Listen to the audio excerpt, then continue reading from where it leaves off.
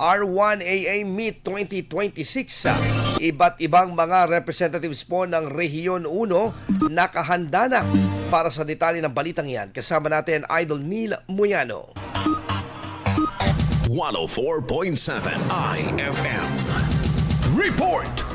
Dumating na kahapon, Abril 5, 2026 sa Candon City, Ilocos Sur ang grupo ng Kinatawan mula sa iba't ibang bayan sa rehiyon para sa taon ng Region 1 Athletic Association o R1AA Meet. Lalahok ang mga atleta sa iba't ibang palaro kabilang ang track and field, basketball at volleyball laban sa mga representatibo mula sa iba't ibang lungsod at lalawigan sa Ilocos Region. Kasabay ng paghanda ng mga atleta, pinangunahan naman ng alkalde ng lungsod ng kanton na si Eric T. Singson ang send-off ng mga security at public safety personnel sa Candon City Arena kasama ang iba pang opisyal mula sa PNP, PFP at partner agencies para sa maayos at ligtas na koordinasyon ng paligsahan. Ngayong araw sa ganap na alas 5 ng hapon, gaganapin ang grand opening program ng R1AA 2026 sa Candon City Arena. Samantala, mayroong official sitting at exit guide para sa mga atleta, coach at official at bawat SDO na may itinalagang 350 participants o katumbas ng higit 16,000 na atleta. Hinikayat ang publiko at taga-suporta na subaybay ng mga laban at ipakita ang suporta sa kanilang lokal na atleta sa kabila ng inaasang malaking taloy ng mga kalahok at manonood sa lungsod.